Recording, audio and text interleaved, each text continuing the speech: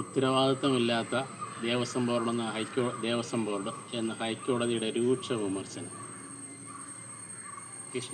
പത്മനാഭ ഉണ്ണി എന്ന് പറഞ്ഞ ഒരു ഡെപ്യൂട്ടി ദേവസ്വം കമ്മീഷണർ റിട്ടയറായിട്ട് അദ്ദേഹത്തിൻ്റെ റിട്ടയർമെൻറ്റ് ആനുകൂല്യങ്ങളും പെൻഷനും കിട്ടുന്നില്ല എന്നും പരാതിയുമായി ഹൈക്കോടതിയിൽ കൊടുത്ത ഹർജി പരിശോധിക്കുമ്പോഴാണ് ഹൈക്കോടതിയുടെ രൂക്ഷ വിമർശനം ദേവസ്വം ബോർഡിനെതിരെ ഉണ്ടായത്.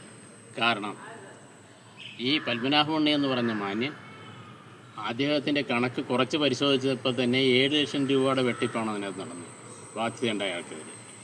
2014-15 കാലഘട്ടം കഴിഞ്ഞിട്ട് 10 വർഷം കഴിഞ്ഞിട്ടും ഓഡിറ്റിംഗ് സമ്പ്രദായം ഇല്ല, ഓഡിറ്റിംഗ് നടക്കുന്നില്ല. അതുപോലെ തന്നെ ഇദ്ദേഹത്തിൻ്റെ സമയാസമയങ്ങളിൽ ഓഡിറ്റ് ചെയ്തിരുന്നെങ്കിൽ ഉദ്യോഗസ്ഥന്മാരുടെ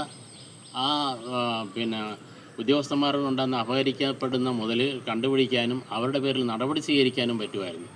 എന്നാൽ ഇദ്ദേഹത്തിൻ്റെ ഒരു പരിശോധിച്ച ഓഡിറ്റുകാർ പറയുന്നത് വൗച്ചറില്ല, രസീതില്ല എന്നാണ്.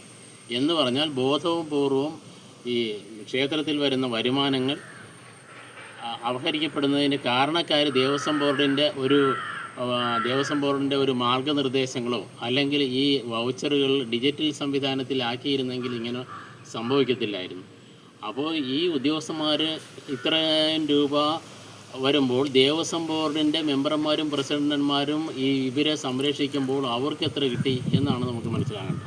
അതിന് ഉദാഹരണമായിട്ട്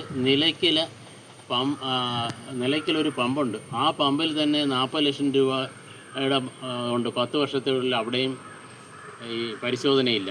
അപ്പോൾ ഈ 40 ലക്ഷം രൂപയുടെ കുറവുണ്ടായപ്പോൾ ഇവർ ദേവസ്വം ബോർഡെന്ന് പറയുന്ന ഇവർ എന്ത് ഒരു മോണിറ്ററിങ്ങാണ് അവർ ചെയ്തുകൊണ്ടിരിക്കുന്നത്?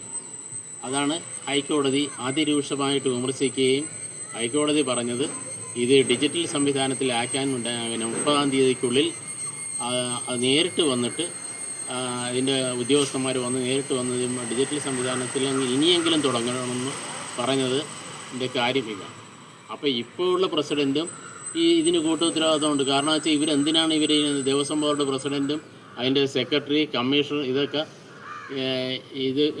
ജനങ്ങളുടെ പണം അപഹരിക്കാൻ വേണ്ടി മാർഗനിർദ്ദേശം കൊടുക്കാൻ വേണ്ടിയാണോ അതോ ഇത് നല്ല രീതിയിൽ നടത്തണോ? 150ഓളം തിരുവിതാംകൂർ ദേവസ്വം ബോർഡിൻ്റെ ക്ഷേത്രങ്ങളും സ്കൂളുകൾ അങ്ങനെ ഒരുപാട് സാമ്പത്തിക നേട്ടം കിട്ടുന്ന പല സംവിധാനങ്ങളും ദേവസ്വം ബോർഡിനുണ്ടാകുമ്പോൾ ഇങ്ങനെ കുത്തഴിഞ്ഞ് കിടന്നിട്ട് ഇവർക്ക് ആർക്കും ഒരു സൂപ്പർവൈസിങ് ഇല്ലെങ്കിൽ പിന്നെ എന്ത് ഭരണമാണ് ഇവർ നടത്തിക്കൊണ്ടിരിക്കുന്നത്?